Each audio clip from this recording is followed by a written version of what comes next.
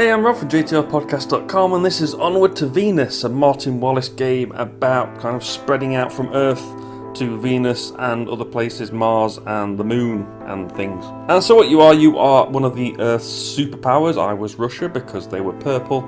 And you're trying to get victory points for claiming certain tiles and for endgame conditions by controlling planets with mines and factories. So at the start of a round, you put these tiles out of this draw bag onto the different planets. They all get 3 each. Well, they've got 3 each in our game. It depends on the player count. But you put a number of tiles on each of the planets. You can see here it's upside down. I'll just try and flip that up so you can see it a bit better.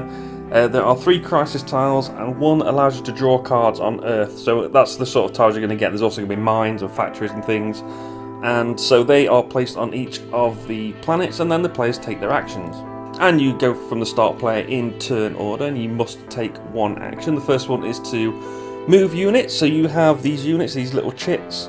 These are either on the planet if they've been activated, or they're a mine or a factory, they stay on the planet. But if they're a unit like an infantry or a tank or a spaceship, they go up into orbit. And you can move up to 2 planets away, and a spaceship can carry any number of infantry. You can't move tanks with you unless you've got a card that lets you do so. And you must move along the lines of planets. The moon is connected to the Earth, not connected to anything else. And if you don't use your full movement, meaning you only move 1 planet, or maybe you've got a card that extends your movement so you're not using all your movement points, you could take 1 of the claim tiles. That's the second action you could take.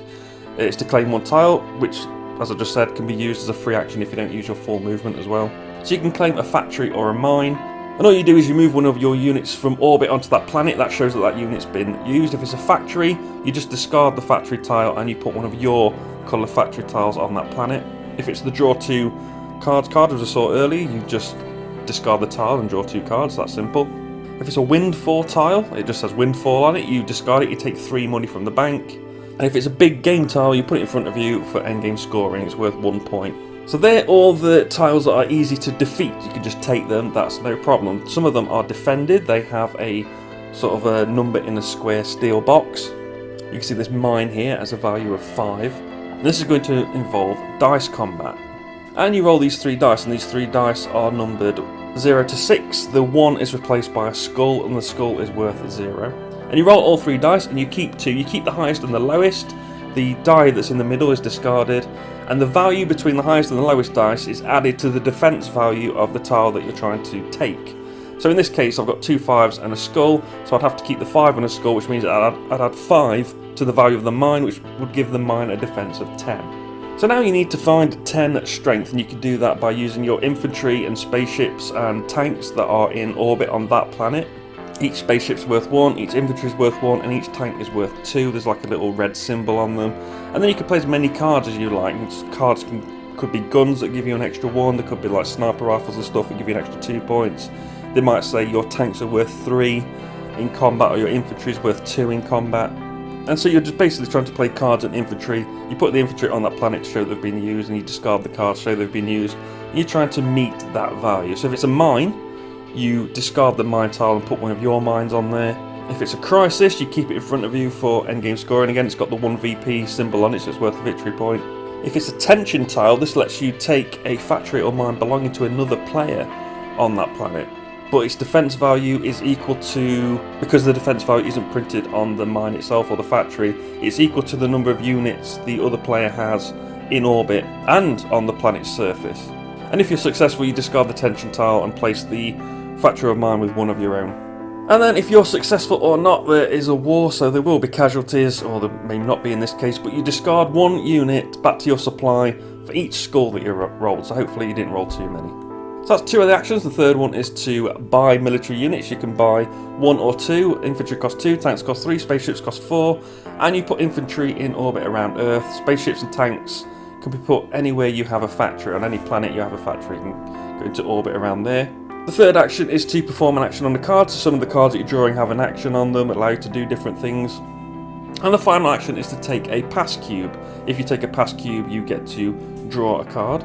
And if you take the last cube off of the card, not only does the round end immediately, but you get to be first player in the next round. So when a round ends, you do the crisis resolution. You roll 3 dice, and any showing a skull symbol you will keep. And then going from Mercury, which is on the right as we're looking at it, down to the Kuiper belt, you're going to put any dice with a skull on on any crisis with the skull. And the crisis level on a planet is equal to the number of crisis tiles on it and dice on those tiles. So the more crisis tiles it has, the more chance it's got of getting a die on it, and then that's going to increase its crisis value. If it meets the crisis value of the planet, then each has got its own sort of ability that triggers. Some get aliens invaded, some blow up. I think Earth blows up or has a war or something, I can't remember, because we didn't actually trigger many of them, so because we were good players and we kept the crisis level down. But yeah, that's a round basically. You're going to collect income, you get money for every mine or factory you have. Mine gives you 3 money, factory gives you 2.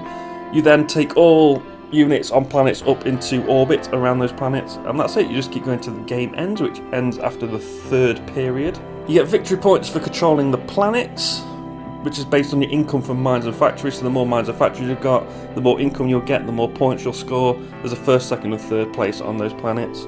You get points for your big game tiles and your crisis tiles that you've collected. You get 2 points for each alien that you kill during the game. As I said, some planets get alien invasions. If you kill the alien, you're going to get some points for that. And the player with the most victory points wins. Now this is a pretty decent game. It's not my kind of game. It's not the kind of game that I really enjoy. But I thought it was alright. I think the problem I had with this one was it was late on in a game day. And I was kind of in 2 minds whether to stay and play a game or 2 more or to go home. And I hadn't played this one. I thought it was a Martin Wallace game, why not give it a go? And the guy got the box out, set the game up, and then started teaching it out the rule book. And I was like, oh no, because he didn't know the rules properly. Somebody on the table had already played it before, but that was a long time ago. I managed to get a guide up on Board Game Geek and kind of learn the rules myself, so I knew what I was doing. I was able to help other people. There's a really good guide. I wish I could tell you the name of the person who made it. I'm going to quickly find it. It's Grimnir, Grimnir. I had that guide up on my phone throughout the entire game. It really ran my battery down. But yeah, it's a decent game.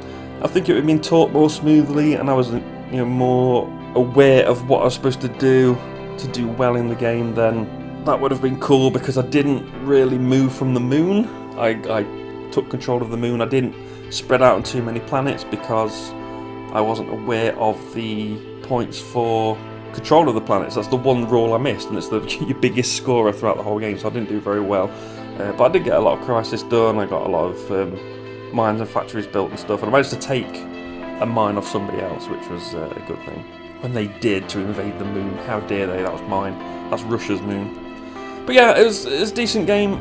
Probably won't play it again.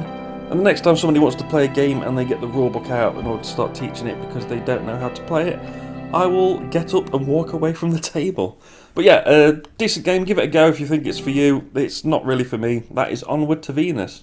Remember to like, share and subscribe. You can follow me on Twitter at JTRPodcast, to find the blog and podcast at jtrpodcast.com.